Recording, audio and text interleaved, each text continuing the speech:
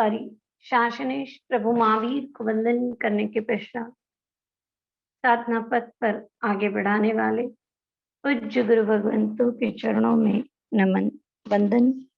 आप सभी के भीतर रहे परमात्मा तत्व को।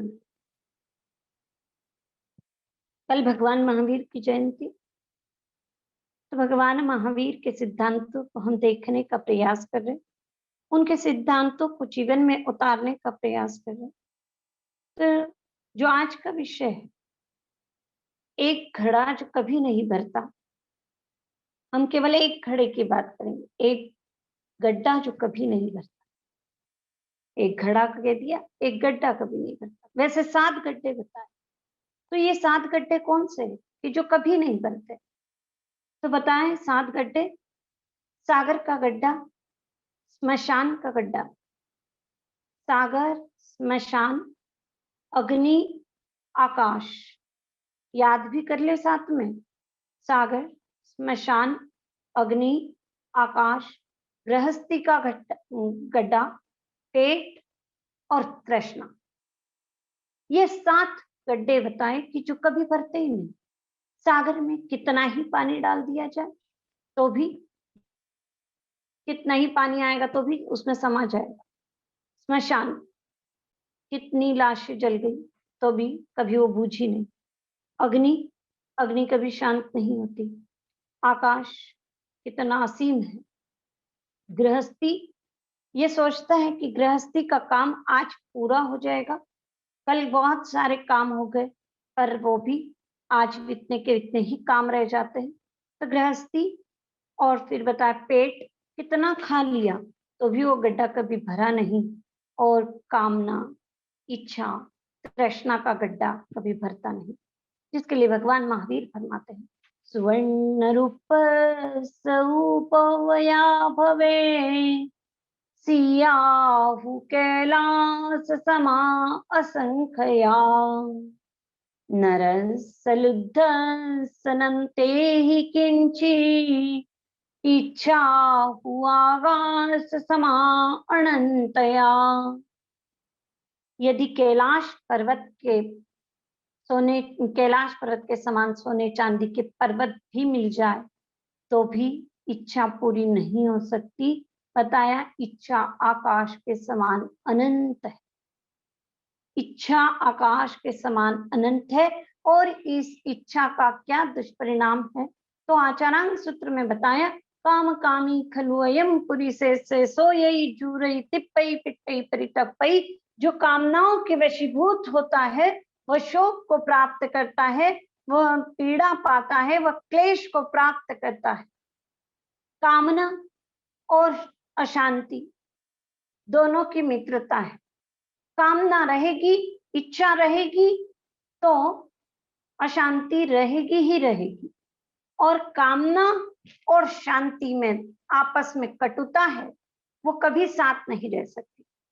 कामना रहेगी तो अशांति ही रहेगी। और कामना मुक्त व्यक्ति ही स्वस्थ व्यक्ति है, और कामना सहित व्यक्ति जो है वो अस्वस्थ कहलाया जाता है। तो ये कामना समझे, इच्छा समझे, अभिलाषा समझे, तृष्णा समझे, सब एकार्थक ही है।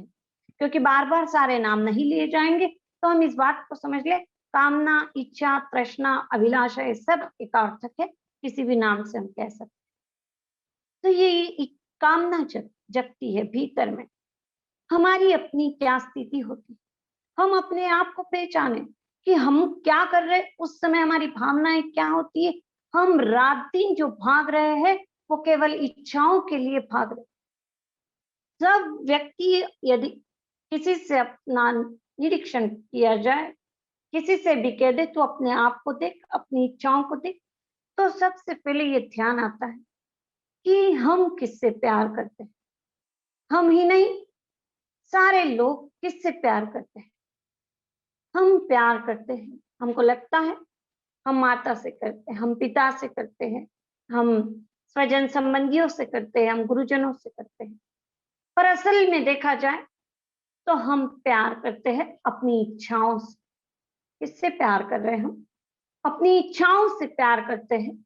और इन इच्छा पूर्ति में जो जो सहयोगी बनते हैं, जो जो हमारी इच्छा पूर्ति में साधक बनते हैं, साधक यानी कि उसको सिद्ध करने में, उसको फलित करने में जो जो जीव सहयोगी बनते हैं, उन सब के प्रति हमारे भीतर में राग जगता है, वो हमको अच्छे लगते हैं, क्योंकि वो हमारी इच्छाओं की पूर्ति कर रहे, तो उनसे हमको राग हो जाता है। और जो जो हमारी इच्छा पूर्ति में बाधक बनते हैं, जो जो हमारी इच्छा पूर्ति में हमको सहयोग प्रदान नहीं करते हैं, वे सब हमें द्वेषी नजर आने लगते हैं। हम सही मायने में अपने से यदि प्यार करना सीखते हैं, तो हमको सबसे पहले ये ध्यान रखना होगा, हम आज अज्ञानवश इन इच्छाओं से प्यार कर रहे हैं, और इच्छा पूर्ति में जो जो सहयोगी उनसे राग, और जो जो इच्छा पूर्ति में बाधक बन रहे हैं उनसे हम द्वेष करके राग और द्वेष करने लग जाते हैं। इसीलिए कहा कि हमको इच्छाओं से ऊपर उठना होगा। हमारे भीतर में कितनी इच्छाएं जग रही है, हम सोचते हैं कि ये तो जीवन की आवश्यकता है, जीवन इसके बिना नहीं चल सकता, इसलिए इच्छाएं तो जरूरी है ही, नहीं तो उसका जीवन ही क्या है, जीवन तो निरस हो जाएगा। पर ऐसा नहीं, इच्छा रहते प्राण समाप्त हो जाए, इच्छा रहते प्राण समाप्त हो जाए तो मृत्यु है, और प्राण रहते इच्छाएं समाप्त हो जाए तो मुक्ति है। संसारी की तैयारी आज से करनी है, अभी से करनी है।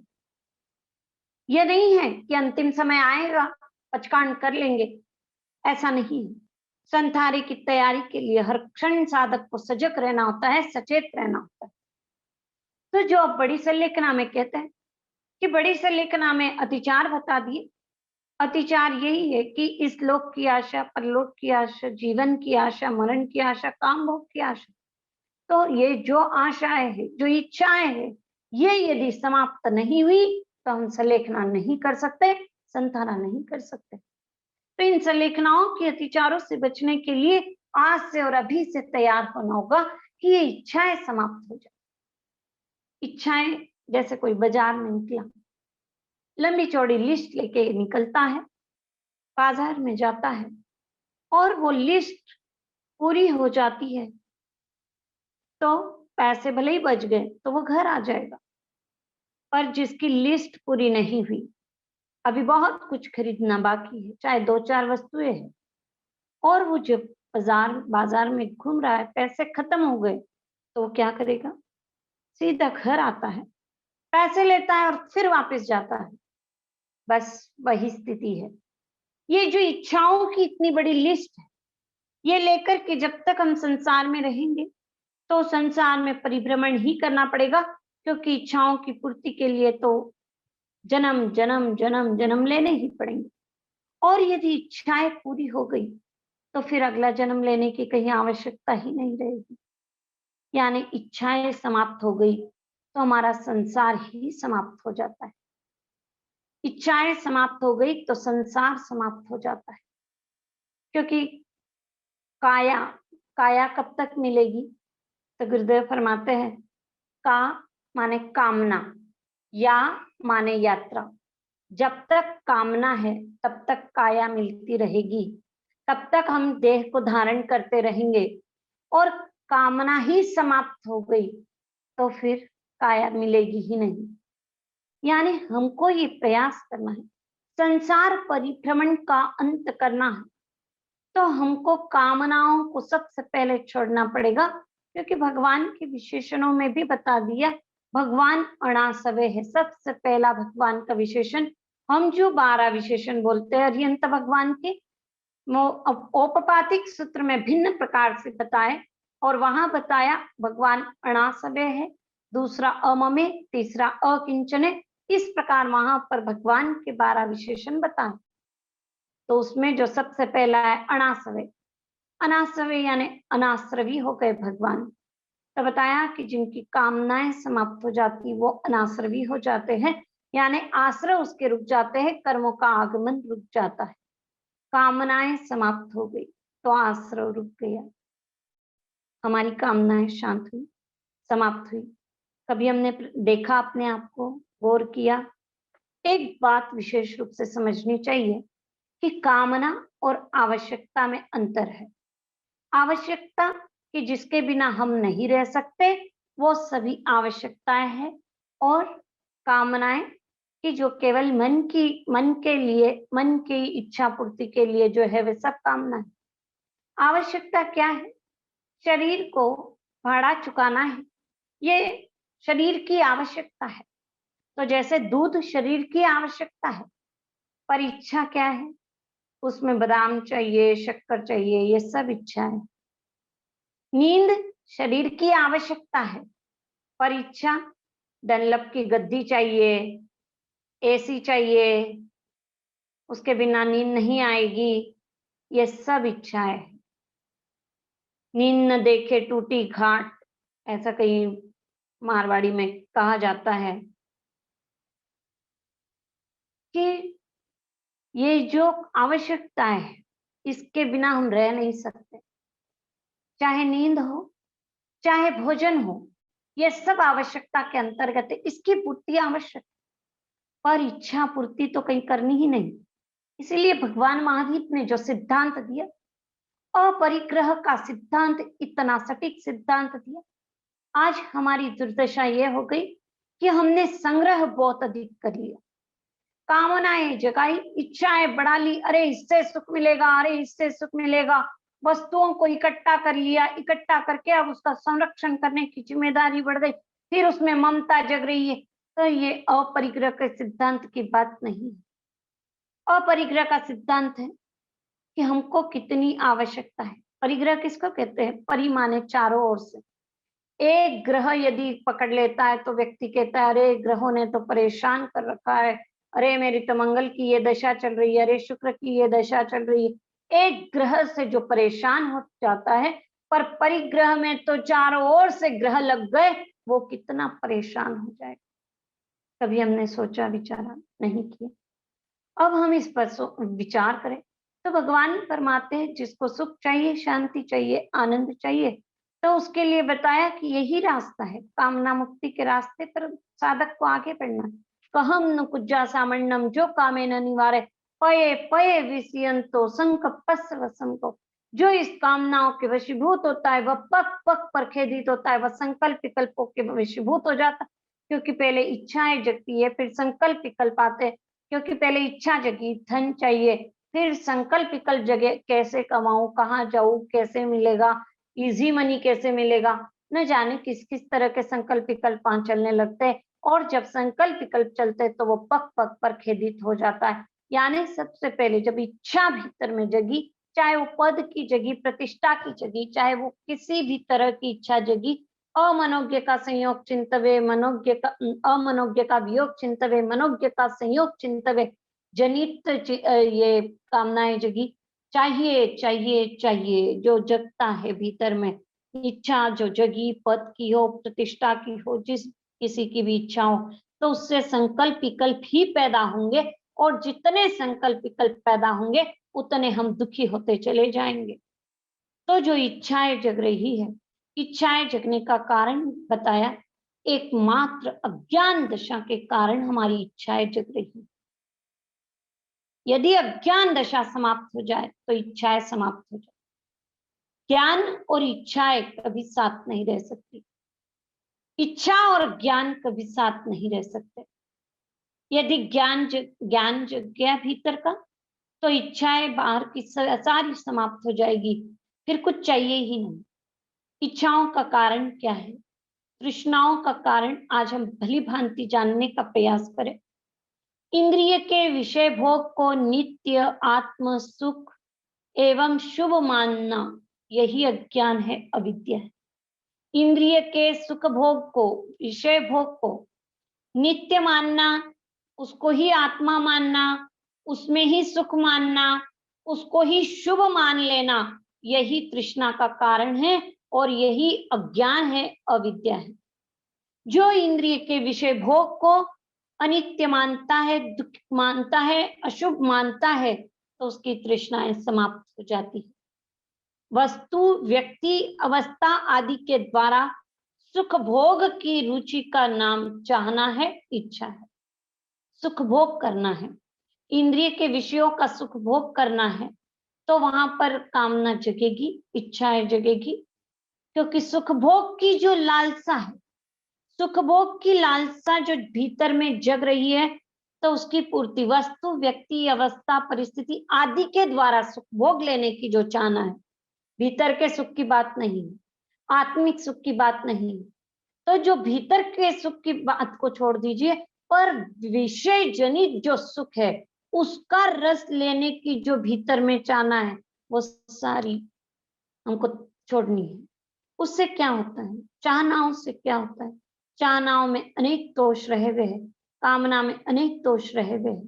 तो इन दोषों को देखें तो सबसे पहले बताएं कि जिस प्रकार कोई व्यक्ति आगे चलता है, अरे अब तो हम क्षितिज को पकड़ लेंगे, क्षितिज को पकड़ने में अब सफलता मिलने वाली है, अब सफलता मिलने वाली है, तो उसको सफलता कभी मिल नहीं सकती। और जो ही हम सोचते हैं अरे कामनाओं से सफलता मिलेगी, अरे ये करेंगे, इच्छाएं जो, उससे भी कभी सफलता मिलने वाली नहीं।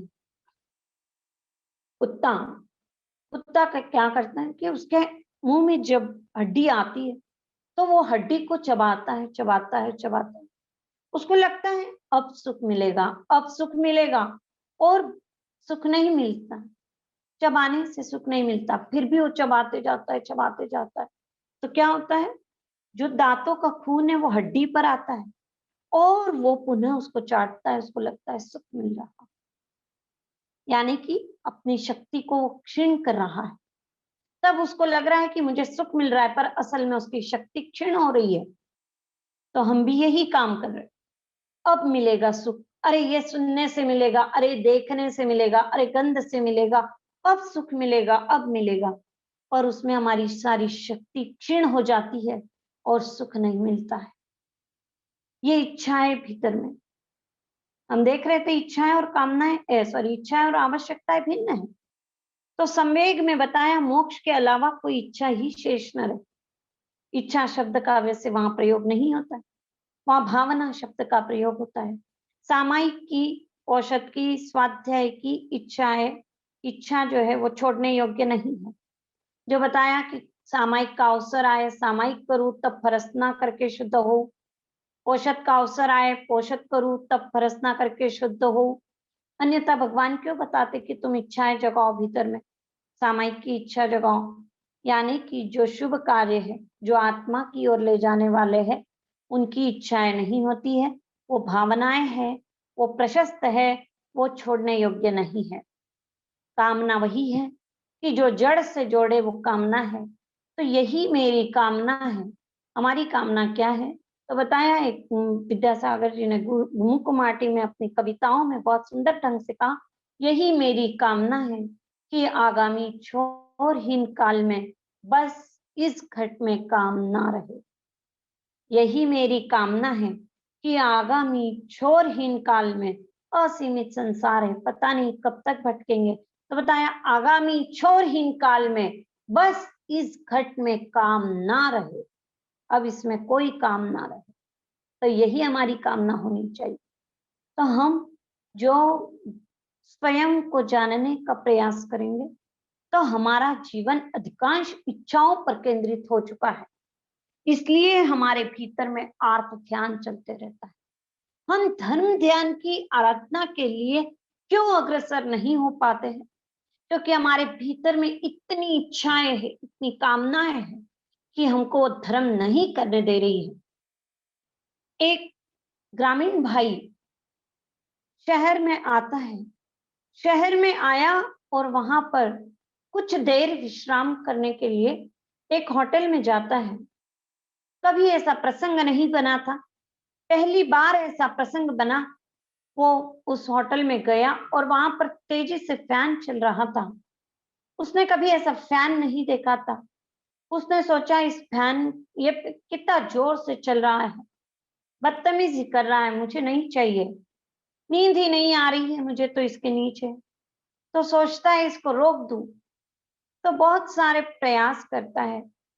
एक बार तो लकड़ी उठाता है और लकड़ी से फैन को रोकने की कोशिश करता है।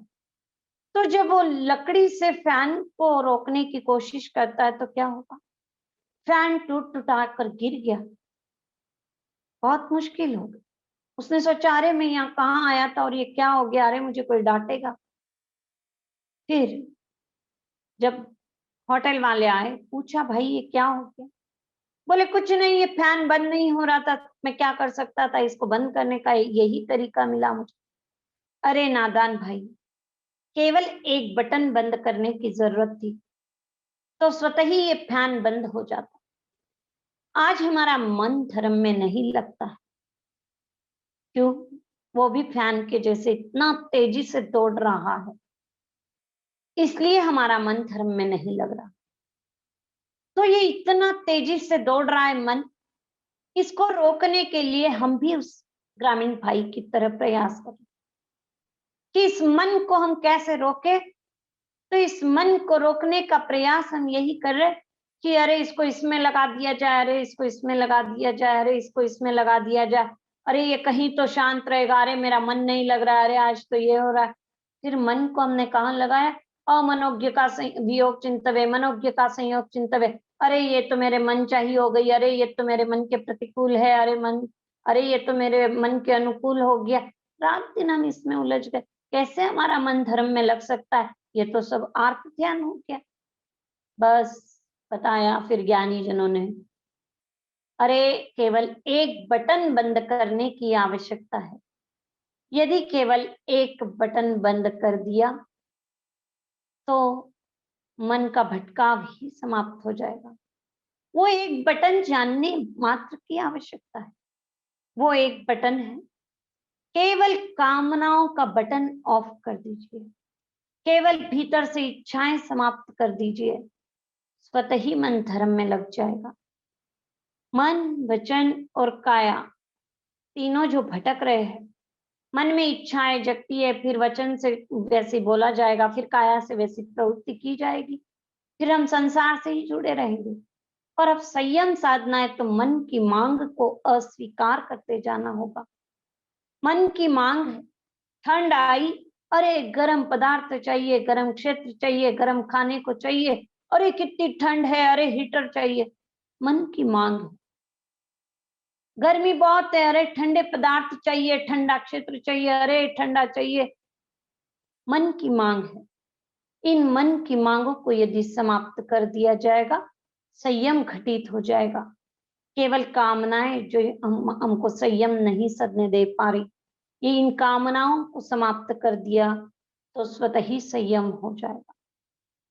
कामनाओं को समाप्त करने के लिए भगवान फरमा रहे हैं, कामनाओं को यदि समाप्त करना है तो दूसरा अध्ययन पूरा कामना मुक्ति का रास्ता बता रहा है।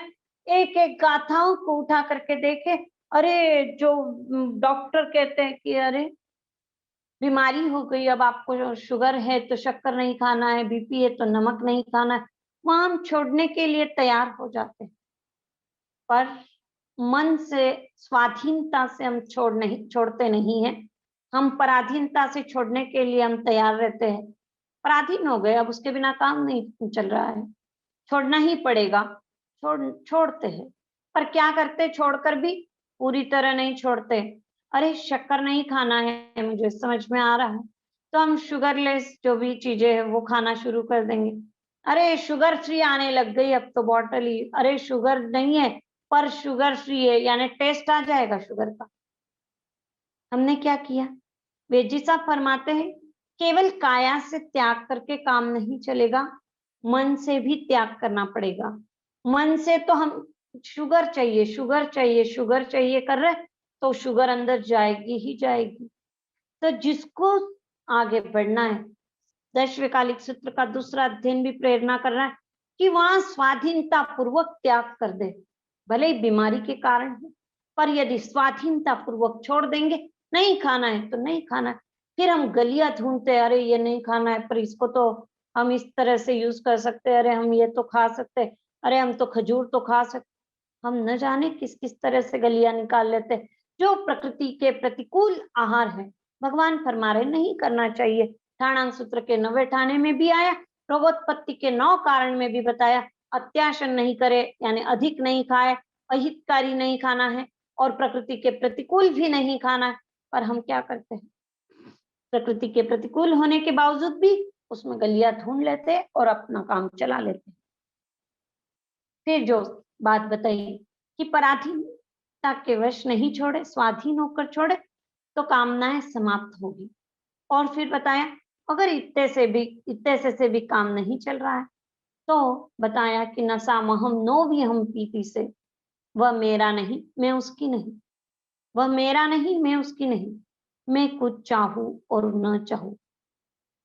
तो बताया कि अब हम इस स्थिति में पहुंच जाए कि चाहने का अंत हो जाए, क्योंकि जो मेरा है वह मेरे से बिछुड़ने वाला नहीं है, जो मेरा है वह मेरे से बिछुड़ने वाला नहीं है, और जो मेरा नहीं है वो साथ रहने वाला नहीं है। आत्मा मेरी है, कभी बिछुड़ने वाली नहीं, तो उसके लिए कोई कामना नहीं जग सकती। और जो मेरा नहीं है वो कभी मेरा रहने वाला है भी नहीं। कितनी ही इच्छाएं कर लो, कितनी ही इच्छाएं करके साधन सामग्री इकट्ठी कर लो, तो भी वो वस्तुएं हमेशा रहने वाली नहीं है, वो अनित्य है, वो शाश्वत नहीं है। तो फिर मैं कुछ चाहूं, मैं कुछ चाहूं, ये क्या रह सकता है संसार में? कि चाहना का ही अंत हो जाएगा, क्योंकि जो चाहते हैं वो रहता नहीं, जो रहता है वो भाता नहीं, जो भाता है वो टिकता नहीं। तो बस जो चाहते हैं वो रहता नहीं, तो फिर चाहना ही क्यों करे? सुख आता है, हम चाहते हैं सुख आया, सुख बना रहे, पर सुख बना नहीं रहता, वो बदल जाता है, वो दुख में परिवर्तित हो जाता है। सुख था, सुख दुख में परिवर्तित हो गया, और जो नहीं चाहते हुए भी आ ही जाता है उसका नाम है दुख। कोई दुख चाहता नहीं है फिर भी वो आ जाता है, तो फिर हम कामना ही क्यों करें? समस्त इच्छाओं का यदि त्याग कर देंगे तो बाहर के सुख दुख से हम ऊपर उठ सकते हैं। उन कामनाओं पर विजय मिलाने के लिए जो रास्ता हमको प्रभु बता रहे, उसमें यही बताया कि हम सम्यक समझ पूर्वक कामनाओं को छोड़ दे, और इतने मात्र से भी काम नहीं चलता है। चौथी गाथा में तो विवेक से काम लेने की बात कह दी, पर पांचवी गाथा में कह दिया अरे इतने से भी काम नहीं चलता तो कठोर नियंत्रण करो, पर कामनाओं की पूर्ति मत करो। आया वया ही चैसो गमल माता अपना लो, सुकुमारता को छोड़ दो, कामनाएं दुख देने वाली है, राग का छेदन करो, राग को अलग करो, द्वेष का छेदन करो, तो संसार में सुखी हो जाओगे, संसार में सुखी हो जाओगे। भगवान कह रहे संसार में सुखी होने का रास्ता है, इन कामनाओं से मुक्त हो जाइए। तो बताया कि कितना तपना पड़ेगा उसके लिए, कोई इच्छा नहीं, जो हो रहा है सहज रहना है हमारी ओर से। अरे ऐसा होना चाहिए, ऐसा नहीं होना चाहिए, ये होना चाहिए और ये नहीं होना चाहिए, इस लिस्ट को आज समाप्त कर देना। कोई इच्छा नहीं, जो सहजता पूर्वक हो जाए उसमें हम अपने जीवन के क्षणों को सार्थक कर ले कि ये ऐसा होना था, हो गया, इसमें से मुझे क्या सीखने मिला, सीख ले, और फिर उससे अपना किनारा कर ले। किसी कार्य से जुड़े नहीं, किसी क्रिया से जुड़े नहीं, किसी प्रवृत्ति से जुड़े नहीं, बस केवल मात्र जो करना है, किसी का अहित नहीं हो और किसी का हित सज जाए वैसा कार्य कर दे।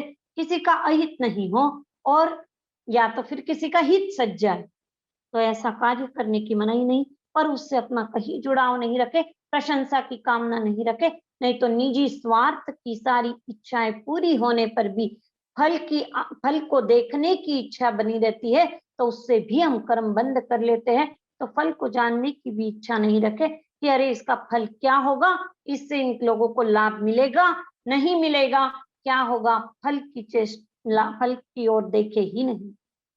हम केवल मात्र वर्तमान कार्य को पवित्र भाव से लक्ष्य पर दृष्टि रखते हुए करते ही चले जाए। फिर बताया कठोर नियंत्रण से अपने आप पर विजय प्राप्त करें, और इससे भी यदि काम नहीं चलता है तो बताया कि मर जाना श्रेष्ठकर है, पर कामनाओं की पूर्ति नहीं करना। संयम ते मरणम भवे, मर जाना श्रेष्ठकर है पर कामनाओं की पूर्ति नहीं करना। इतनी कामनाएं भीतर में जग रही है। संसार की कोई परिस्थिति क्या हम चाहते वैसी होती है? जब होती नहीं तो फिर हम क्यों चाहते ऐसा हो जाए, ऐसा हो जाए, ऐसा हो जाए? हम ऐसा कितना सोचते रहते, ऐसा नहीं होना चाहिए, ऐसा नहीं होना चाहिए। फिर भी हो जाता है।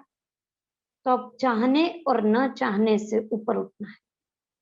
मन को नापसंद विषय नहीं चाहिए, और जब नापसंद विषय आ जाते हैं तो हम आर्त ध्यान करने लगते हैं। ये कामनाएं आर्त ध्यान करा देती है।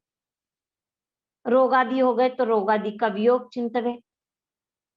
तो ये जो वियोग चिंतने की बात है, रोग कब जाएगा कब जाएगा, अरे कब जाएगा, आर्त ध्यान करने लग गए हम भीतर ही भीतर। कितनी बार हो जाता है, बार बार हम भी सजग होने का प्रयास करते हैं कि अरे रोग हो गया तो उसमें आकुल व्याकुल नहीं होना है, पर भीतर में कितनी आकुलता व्याकुलता पैदा हो जाती है। ये आकुलता व्याकुलता दुख ही देती है। हमको लगता है कामनाओं से सुख मिलेगा, पर हमारी ये भूल है, यह ज्ञान दशा है। कामनाओं से कभी भी सुख नहीं मिलता, पर हमको तो यही नजर आएगा, स्थूल जगत में यही दिखाई देगा कि जब मेरी कामनाओं की पूर्ति हुई तो मुझे सुख मिला। पर आज दिन तक हमारी हजारों कामनाएं पूरी हुई तो हमारे पास हजारों सुख होने चाहिए थे, पर क्या आज हजारों सुख हमारे पास में है? नहीं, अभाव का अभाव ही है, ये अभाव ही है। अभी भी अभाव खटक ही रहा है। अब इस अभाव का अभाव कर देना है, यानी अभाव को ही समाप्त कर देना है। तृष्णा के कारण, इच्छा के कारण क्या क्या दोष पैदा होते हैं।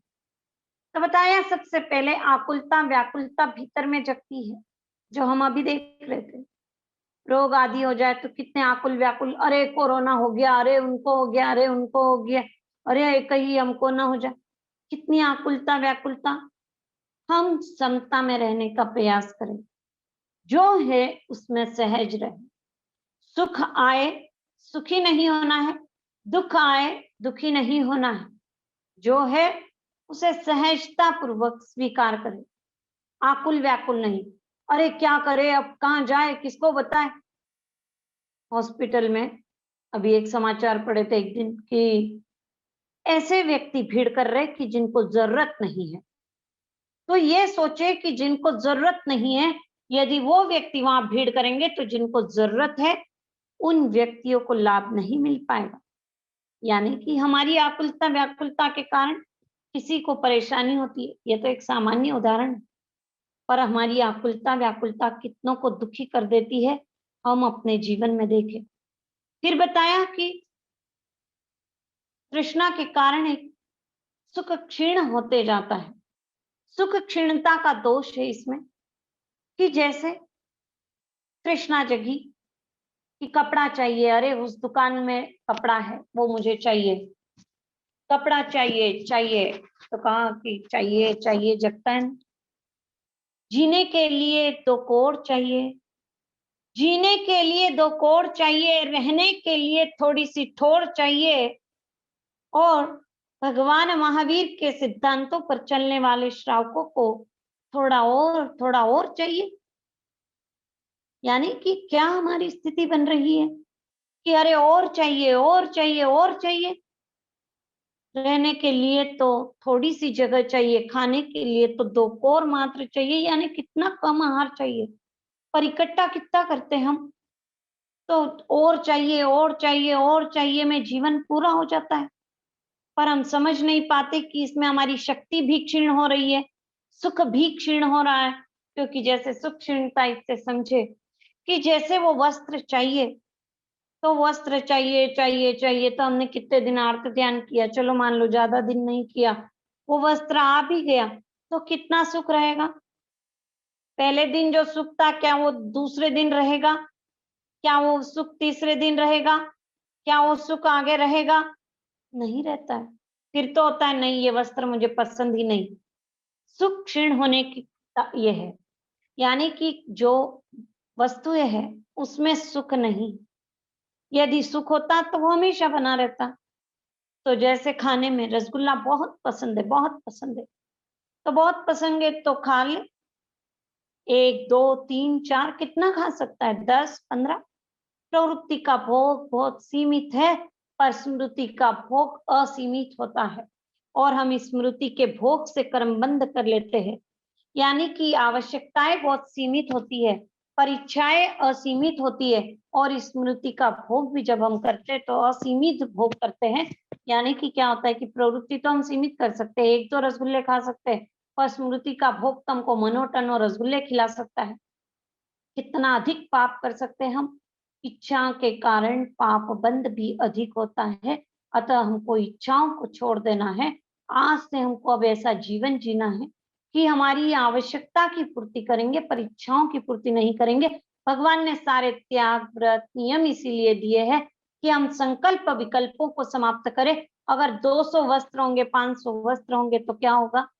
200 वस्त्र है, 500 वस्त्र है, तो इतने संकल्प विकल्प होंगे, इतने हम परेशान होंगे, उसको संभालने की जिम्मेदारी बढ़ेगी।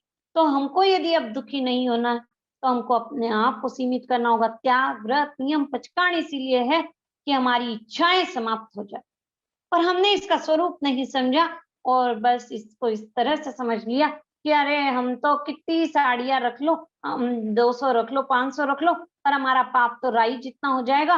पहाड़ जितना पाप तो हमको नहीं लगेगा, राई जितना पाप हो जाएगा। कैसे हो जाएगा? आसक्ति समाप्त नहीं हुई, इच्छा का निरोध नहीं हुआ। इधर तो हम परिभाषा करते हैं इच्छा निरोहो तो वो इच्छा का निरोध कर लेना तप है, और इधर हम इच्छाओं को समाप्त नहीं कर रहे। तप तो कर रहे हैं, तप तो कर रहे हैं और इच्छा का निरोध नहीं कर रहे, पर वो तप फिर तप रूप नहीं है। त्याग कर रहे पर तप नहीं कर रहे, तो वो जो त्याग तो किया पर तप नहीं किया, तो वो हमारे लिए लाभदायक नहीं हो सकता। क्योंकि त्याग तो कर दिया हमने 8 दिन संवत्सरी पर कि हरी सब्जी नहीं खाएंगे, और 90 दिन हम उस पर टूट पड़ेंगे, क्योंकि भीतर में इच्छा है ना, इच्छा है ना कि मुझे तो हरी के बिना नहीं रहा जाता, हरी तो चाहिए ही चाहिए। भीतर में इच्छा है हरी सब्जी के प्रति, कहीं आसक्ति है, तो वो जो आसक्ति है 90 दिन हम जितना उस पर टूट पड़ेंगे। हमने 8 दिन तो इधर त्याग किया और 90 दिन उतना पाप कमा लिया फिर से। त्याग करना अच्छी बात है, पर हमारी सम्यक समझ बढ़े। हमारी सम्यक समझिए इच्छा ही समाप्त हो जाए। कितने जीव है, 27 साल हमने देखा है कि एक बहन हरि के त्याग करके रह सकती है, और जरा भी हीमोग्लोबिन कम नहीं। 92 इयर्स एज है लास्ट में, तब तक वो अपने कार्य कर रही थी और कोई थकान नहीं। आंखों से दिखाई दे रहा है, अच्छे से उठ रहे, बैठ रहे, चल रहे, घूम रहे, बात कर रहे, सब कुछ अच्छी तरह से। हरि का त्याग करने के बावजूद भी शरीर में कोई कमी नहीं आई। ये तो हम हमारी भीतर की जो इच्छा है वो बोलती है ये कमी हो जाएगी, वो कमी हो जाएगी, ऐसा हो जाएगा, वैसा हो जाएगा। इच्छाएं है, ये हम समझे इच्छाएं है। आवश्यकता शरीर को बहुत सीमित, पर हम शरीर की आवश्यकता को नहीं समझते, केवल मन की इच्छा उसके साथ जोड़ देते, इसलिए सारी बाधाएं खड़ी हो जाती है। अब ये जो उसमें दोष रहा हुआ है, इच्छा की पूर्ति में जो दोष रहे हुए, इन सब दोषों का अंत करना है, क्योंकि इच्छा पूर्ति के कारण हमको दुख ही होने वाला है। और हमको लगता है इच्छा पूर्ति से सुख होता है। एक भाई के उदाहरण से समझे कि एक अध्यापक गए एक दिन एक विद्यार्थी के दुकान पर जा पहुंचे। अरे देखा, ये तो इतना बड़ा शोरूम इसका, अरे इतना बड़ा शोरूम मेरे पास पढ़ा लिखा और आज इस स्थिति पर पहुंच गया। इसकी तो क्या बात है, इसको तो मैंने पढ़ाया लिखाया, ये इतना आगे बढ़ गया और मैं देखो आज वहीं के वही। अरे इसके पास तो इतनी गाड़ियां है, मुझे भी गाड़ी चाहिए। गाड़ी चाहिए तो अब भीतर में इच्छा जगी, तो फिर अध्यापक जी कमाने में लग गए, खूब दौड़ धूप की, मेहनत की 2-4 साल और पैसा कमा लिया। कामना पूर्ति करनी थी ना, तो इच्छाएं जगी, तो फिर संकल्प विकल्प जगे, धन कमाया। धन कमाया तो फिर अब उसके लिए अब वो जाकर के एक दिन गैरेज में पहुंच गए, शोरूम में पहुंच गए गाड़ी के, और बोला कि भाई मुझे तो गाड़ी खरीदनी है। ठीक है साहब, आप कल आपकी गाड़ी आपके पास पहुंच जाएगी। और गाड़ी घर पर अभी पहुंची नहीं है, भाई साहब घर पर पहुंच गए और खुश हो गए। गाड़ी अभी आई नहीं, पर भाई साहब खुश है। अध्यापक जी आज खुश हो गए कि गाड़ी आने वाली है। अब दूसरे दिन गाड़ी आई। घर पर गाड़ी आई तो सोचते हैं कि अरे गाड़ी तो सबको दिखाने के लिए तो ले जाना पड़ेगा, सब तारीफ करेंगे। तो फिर गाड़ी को लेकर के गए और किसी ने प्रशंसा नहीं की। प्रशंसा नहीं की तो भीतर में मन में आया कि अरे किसी ने देखा ही नहीं, कामना की पूर्ति नहीं हुई। आज कामना की अपूर्ति हुई। पहले दिन कामना की पूर्ति हो गई थी। हमको जो लग रहा है, हम अपने दृष्टिकोण से विचार करें। पहले दिन कामना की पूर्ति हुई तो हमको लग रहा है सुख हो गया, गाड़ी आ गई। दूसरे दिन कामना की अपूर्ति हुई तो फिर कामना की अपूर्ति होने से दुख हो गया। हमको तो यही नजर आ रहा है, पर इसकी गहराई में जाए देखें तो समझ में आएगा कामना पूर्ति से सुख नहीं हुआ। जब गाड़ी आ गई उसके पश्चात से लेकर जब तक पुनः कामना नहीं जगी कि दूसरों को दिखाना है, तब तक का जो पीरियड था, वह समय जो था वो कामना निवृत्ति का समय था। उस समय कोई कामना भीतर में नहीं थी। तो जो सुख था वो किसका था? कामना निवृत्ति का सुख था। हमको क्या लगता है? कामना की पूर्ति होने से सुख हुआ। कामना की पूर्ति होने से सुख नहीं हुआ, कामना की निवृत्ति से सुख हुआ। कामना अपूर्ति में तो दुख है ही, पर कामना की पूर्ति में सुखाभास है। हमको सुख प्रतीत होता है, सुख नहीं है। हम क्या कर रहे हैं रात दिन? अरे ये वस्तु मिल जाएगी तो अच्छा रहेगा, अरे ऐसा हो जाएगा तो अच्छा होगा, अरे हम अलग हो जाएंगे तो अच्छा होगा, अरे इन बंधनों से छूटेंगे तो अच्छा होगा, अरे इनके साथ हम कब तक रहेंगे, अरे क्या यही करते रहेंगे, यहाँ से हटेंगे तो अब सुख होगा। जगाए जा रही इच्छा, जगाए जा रही इच्छा, अरे ऐसा हो जाए, मन चाहिए हो जाए, अरे अनचाही नहीं हो जाए। रात दिन इच्छाएं जगा रहे, रात दिन इच्छाएं जगा रहे। अज्ञान दशा, केवल संसार को बदलना चाह रहे। संसार हमारे हाथ में है नहीं, पहले था नहीं, है नहीं, रहेगा नहीं। संसार हमारे हाथ में नहीं है। संसार में तो केवल मात्र हम यहाँ पर जो आए हैं, केवल मात्र हमारे जो कर्म है, कर्मों का भुगतान करने के लिए आए हैं। पूर्व कर्म खैटाय इमं देहम समुद्धरे, केवल पूर्व कर्मों का नाश करने के लिए यहाँ देह धारण किए। पर यहाँ पर हम प्रकृति के यानी कि हम परिस्थितियों को चाहने लगते, पर परिस्थितियां हमारे कर्म पर निर्भर करती है। जैसे हमारे कर्म होंगे वैसी परिस्थिति सामने आएगी, पर हम परिस्थिति को बदलने की चेष्टा जो करने लग गए, उसकी जो कामना करने लग गए, उससे कर्म बंद कर रहे। इसलिए गुरुदेव प्रमोद मुनि जी महाराज फरमाते हैं, परिस्थिति का परिवर्तन नहीं, परिणामों को बदलना होगा। परिस्थिति का परिवर्तन नहीं, परिणामों को बदलना होगा। परिधि पर नहीं, केंद्र पर श्रम करना होगा। परिस्थिति को नहीं, परिणामों को बदलना होगा। परिस्थिति चाहे जैसी आए, परिस्थिति प्राकृतिक न्याय है। प्राकृतिक न्याय यानी जो हमने कर्म बांधे थे उसी के कारण आई है, प्राकृतिक न्याय है। कर्म में कोई हेरफेर नहीं कर सकता। ये नेचुरल लॉ है, यूनिवर्सल ट्रुथ है कि जो है केवल हम ही उसको परिवर्तित कर सकते हैं। शुभ भाव में रहेंगे तो परिवर्तित हो जाएंगे कर्म, और अशुभ में है तो उसको भी हम संक्रमित कर सकते हैं अशुभ में। तो भावों पर सारा खेल है। कर्मों को संक्रमित करने की ताकत हमारे ऊपर है। हम परिस्थिति को जो बदलना चाहते हैं, केवल रात दिन दृष्टि बाहर टिकाए रखे, परिधि पर। अरे ऐसा हो रहा है, अरे ये व्यक्ति है, अरे मेरे सामने ये परिस्थिति है, अरे ये वस्तु है। तो ये जो परिधि पर टिके हुए और रात दिन परिधि पर दौड़ रहे, अरे ये परिधि बदल जाए, परिधि नहीं, परिधि पर श्रम नहीं, केंद्र पर श्रम करना होगा। आत्मा के स्तर पर अनुभव करना होगा, यहाँ जीना होगा, भीतर में जीना होगा। बाहर के सुख में कब तक उलझे रहेंगे? जब तक हम इच्छा पूर्ति में लगे रहेंगे, केवल बाहर के सुख के पीछे दौड़ते रहेंगे। और जब इच्छाओं का अंत कर देंगे तो भीतर का सुख मिलने लगेगा। घटिया सुख को छोड़ेंगे तो बढ़िया सुख मिलेगा। घटिया सुख को छोड़ने की ताकत नहीं। कितनी इच्छाएं हैं, आज हम स्वयं लिख करके देखें, स्वयं उसका अनुभव करें, अपने आप को टटोले कि इच्छाएं कितनी जग रही, पल पल में इच्छाएं जग रही है। ये होना चाहिए, मेरे साथ ऐसा होना चाहिए, मेरे साथ ऐसा होना चाहिए। इच्छाएं जगती जा रही है, जगती जा रही। इच्छाओं का अंत कब होगा? क्या संतारा करेंगे तब इच्छाओं का अंत कर लेंगे हम? एक दिन में, एक क्षण में कर देंगे? कैसे अंत होगा इन इच्छाओं का? अभी से पुरुषार्थ करना होगा, आज से पुरुषार्थ करना होगा। ठीक है, मेरे केवल जितने दायित्व है उसका निर्वहन करना है, केवल जो जिम्मेदारी है उसका निर्वहन करना है, केवल जो आवश्यकता पूर्ति शरीर की उसका निर्वहन करना है, और अन्यथा कहीं मन ही नहीं जाए मेरा। पर हमारी कामनाएं कितनी है?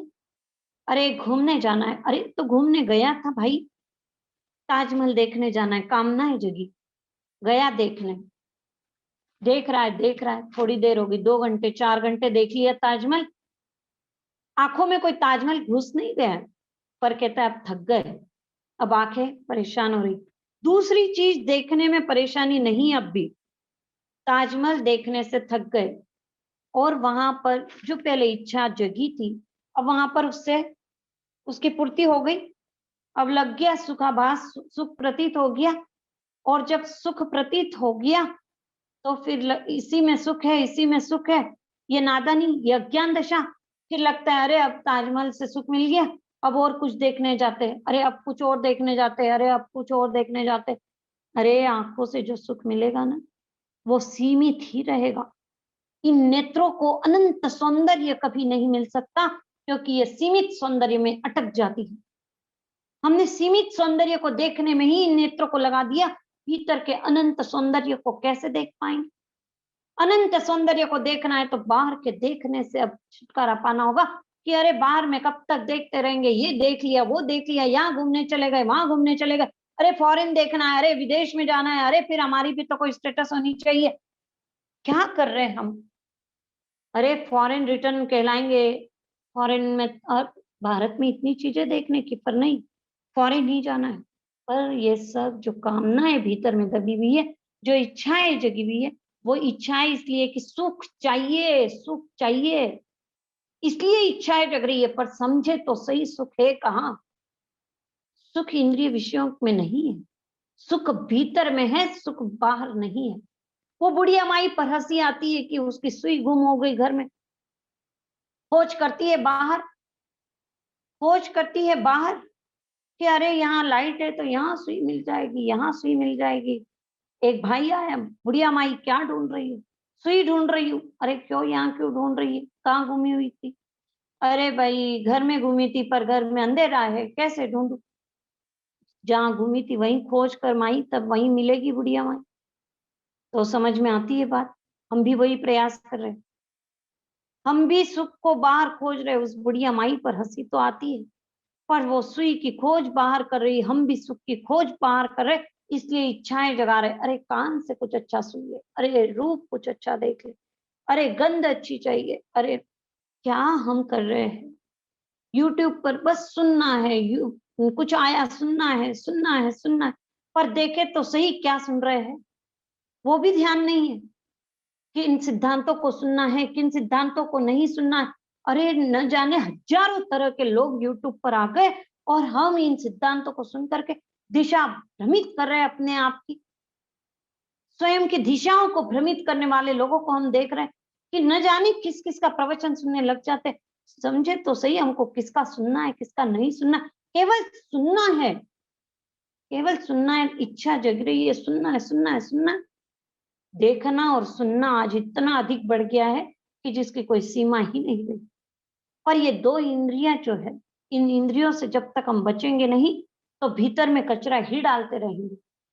इसलिए हमको इससे बचना बहुत आवश्यक है। ये 2 इंद्रियां ऐसी है कि जो हमारा सारा नुकसान कर देती है, क्योंकि यदि सुनेंगे तो फिर भीतर में चिंतन चलेगा, या देखेंगे तो चिंतन चलेगा, बाकी तो इंद्रियों से भीतर कोई प्रवेश नहीं कर पाता है।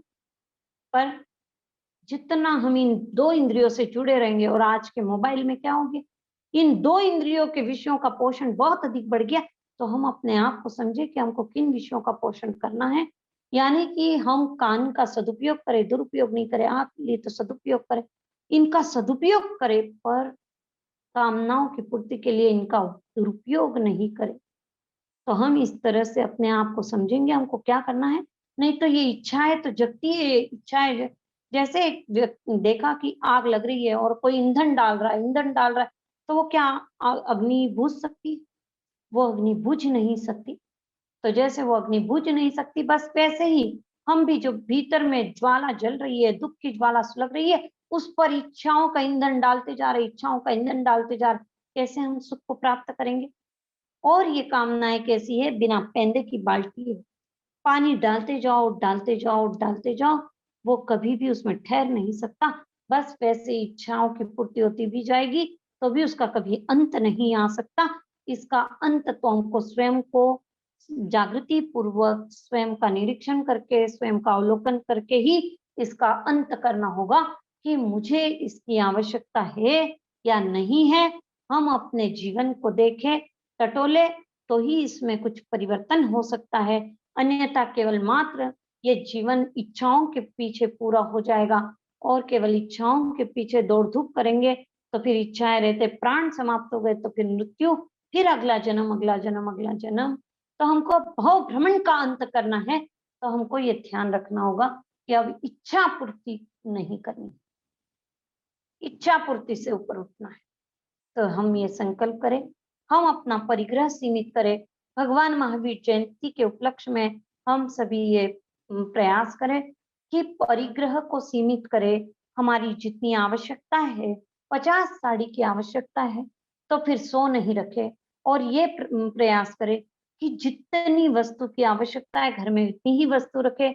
हमने एक श्राविका को देखा कि घर में यदि बेडशीट 3 चाहिए, मान लो एक धुलने गई, एक लगाई है, और तीसरी बेडशीट कोई एक्स्ट्रा में जरूरत है कि भाई फट जाए तो चाहिए, तो 3 बेडशीट की घर में मान लो एक बेड के लिए आवश्यकता है, तो फिर हम घर में एक बेड के लिए 10-10 बेडशीट ला के रखते हैं। तो जब जरूरत नहीं है तो हम कितनी साधन सामग्री को इकट्ठा करके रखते हैं। तो हम अपने आप को देखें कि घर में कितनी वस्तुएं हैं। भगवान महावीर के सिद्धांत को यदि जीवन में उतारना है, तो हम अपनी आवश्यकताओं को सीमित करें। क्योंकि जब बताया, एक बहुत सुंदर एग्जाम्पल दिए कि जैसे शरीर में ब्लड का संचार हो रहा है, रक्त संचार हो रहा है, तो सब कुछ अच्छे से चल रहा है, और जब कहीं रुक गया ब्लड तो अच्छे से नहीं होता है फिर काम, फिर कहीं क्लॉट आ जाएगा, फिर कहीं दिक्कत हो जाएगी। बस वैसे ही ये जो समाज का धन है, तो जो जिसने इकट्ठा कर लिया, मान लो कोई इकट्ठा करता है तो क्लॉट हो जाएगा, तो समाज का स्वास्थ्य बिगड़ जाएगा। यदि समाज के स्वास्थ्य को सही रखना है, तो हम बहुत अधिक इकट्ठा न करें, और यदि प्राप्त हुआ है तो उसको बांटते चले जाए, स्वयं के लिए उसको इकट्ठा ना करें। तो इस तरह से हम अपनी इच्छाओं को समाप्त करें। इच्छाओं को समाप्त करने से ही हम सुख का अनुभव कर सकते हैं। एवं सुही हो इसी संपराय, संसार में वह सुखी रहेगा। पर हमको लगता है इच्छाओं के कारण हम सुखी है, इच्छाओं के कारण शांति का अनुभव नहीं होता है। इच्छाओं के कारण केवल असमाधि पैदा होती है, इच्छाओं के कारण व्यर्थ का चिंतन होता है। इधर तो हम कहते हैं दुझाओ दुविचिंतियों से बचना है, तो जब दुझाओ दुविचिंतियों से बचना है, तो फिर पहले इच्छाओं को समाप्त करना होगा, तब दुश्चिंतन से बच पाएंगे। नहीं तो फिर व्यर्थ का चिंतन चलता ही रहेगा, चलता ही रहेगा। हम प्रयास करें। ये एक प्रश्न आया है कि परिस्थिति को नहीं, परिणामों को कैसे बदले? तो हम अपने परिणामों को, जो हम बाहर जो प्रयास कर रहे थे कि परिस्थिति को बदलने का आज दिन तक जो प्रयास कर रहे थे, अब अपने परिणामों को बदलने का प्रयास करें। हम समता में जीने का अभ्यास प्रारंभ करें, तो फिर परिणाम हमारे बदलते जाएंगे। परिणामों के लिए जागृति आवश्यक है। कब हमारे परिणाम खराब हो रहे, कब हमारे परिणाम सही है, इसके लिए हमको स्वयं को ही सजग होना पड़ेगा। अन्य कोई नहीं है कि हमारे परिणामों को हमको बताएगा कि हमारे परिणाम शुभ है या अशुभ है, तो दूसरा कोई बताने वाला नहीं है। तो हमको स्वयं को ही इसके लिए सजग रहना होगा। परिणामों को बदलने के लिए स्वाध्याय जितना हम करेंगे, तो हमारे परिणाम निश्चित रूप से बदलते जाएंगे। तो हम अच्छा स्वाध्याय करें, यानी अच्छी पुस्तकें पढ़े कि जिससे हमको कोई बोध मिले, जिससे हमारे परिणाम बदलते हैं। जो हमारे दिल को बात छूती है, उन साहित्यों को पढ़ने का प्रयास करें, तो परिणाम हमारे बदलते जाएंगे। और स्वाध्याय और स्वाध्याय के साथ जिनको ध्यान आता है, ध्यान की गहराई में डूबने का प्रयास करेंगे, तो हमारे परिणाम बदलते चले जाएंगे। और एक प्रश्न आया था कि परिग्रह को कैसे कम करें। तो परिग्रह को कैसे कम करें, तो ये तो हमको स्वयं को ही देखना पड़ेगा कि हमारी आवश्यकताएं कितनी हैं और इच्छाएं कितनी हैं, और जो जो जिस जिस चीज की जरूरत नहीं है तुरंत उसकी ममता छोड़ने का प्रयास करें। यानी वो चीज जिसके उपयोग में आती है उसको देने का प्रयास करें, पर हमारी ममता छूटती नहीं है। अरे कभी जरूरत पड़ गई तो अरे उनको कैसे दे दे, अरे दूसरों को देने का मन नहीं करता है हमारा। तो ममता छोड़ेंगे तो फिर हम परिग्रह को कम कर पाएंगे। तो हमारी आसक्ति को तोड़े, तो फिर क्योंकि आसक्ति के कारण ही परिग्रह होता है। हमारी आसक्ति वस्तुओं के प्रति छूटती जाएगी तो स्वतः ही फिर परिग्रह छूट जाएगा। और कोई प्रश्न?